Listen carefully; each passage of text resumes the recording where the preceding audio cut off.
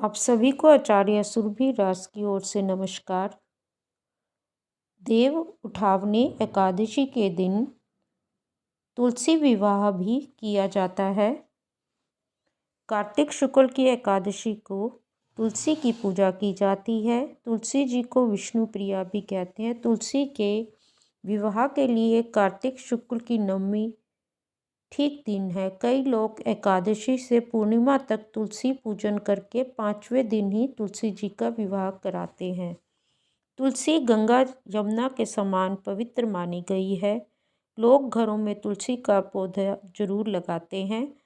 तुलसी रोगनाशक, उत्तम स्वास्थ्यवर्धक एवं जीवनदायिनी मानी जाती है। तुलसी का पौधा लगाने से आसपास की वायु शुद्ध रहती है, पवित्र रहती है।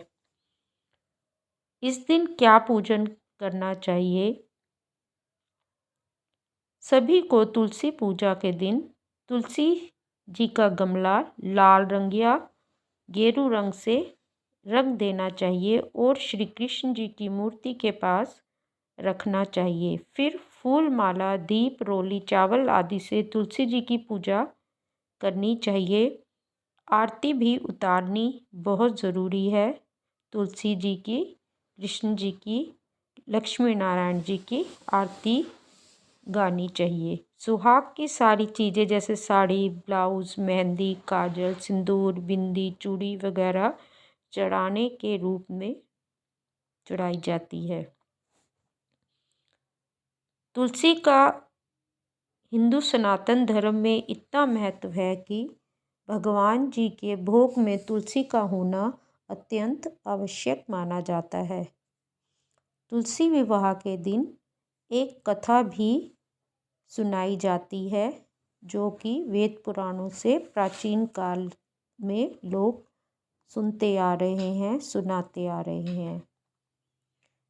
प्राचीन काल में जालंधर नामक एक पराक्रमी और बलवान राक्षस ने चारों ओर उत्पात मचा रखा था। उसकी वीरता का रहस्य उसकी पत्नी वृंदा का पतिव्रत धर्म था। इसी कारण वह सर्वविजयी बना हुआ था। उसके उत्पात से तंग आकर ऋषि देवता भगवान विष्णु के पास गए। काफ़ी विचार करके विष्णु भगवान ने वृंदा का पतिव्रता धर्म नष्ट करने का निश्चय किया। विष्णु ने योग माया द्वारा एक मृष वृंदा के आंगन में फेंकवा दिया। माया का पर्दा होने के कारण वृंदा को वह अपने पति का शव दिखाई दिया। वह विलाप करने लगी। तभी वहां से गुजरते हुए एक ऋषि ने उसके पति को पुनर्जीवित करने का आश्वासन दिया। भावातिरेक में उसने उस शव का आलिंगन कर लिया। बाद में वृंदा को भगवान का ये छल कपट ज्ञात हुआ। दूसरी ओर उसका पति वृंदा का अस्तित्व नष्ट होते ही देवताओं द्वारा मारा गया। इस बात का ज्ञान होने पर वृंदा ने विष्णु की उसी प्रकार उसकी पत्नी का छल पूर्वक हरण हो जाने पर पत्नी वियोग सहने का शाप दिया। उसी शाप के कारण रामावतार लेने पर राम को सीता का वियोग सहना पड़ा था।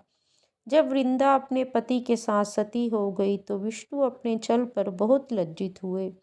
पार्वती जी ने वृंदा की चिता पर मालती, आंवला व तुलसी के पौधे लगाए।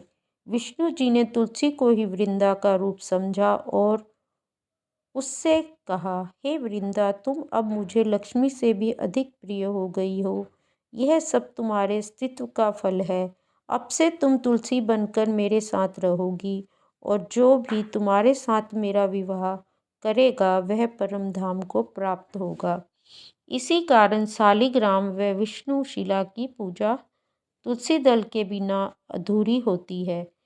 इसी पुण्य की प्राप्ति के कारण आज भी तुलसी का विवाह बड़े धूमधाम से किया जाता है। तुलसी को कन्या मानकर व्रत करने वाला यथाविधि से भगवान विष्णु को कन्यादान करके तुलसी का विवाह संपन्न करते हैं। इसी कारण तुलसी पूजा का बड़ा महत्व है।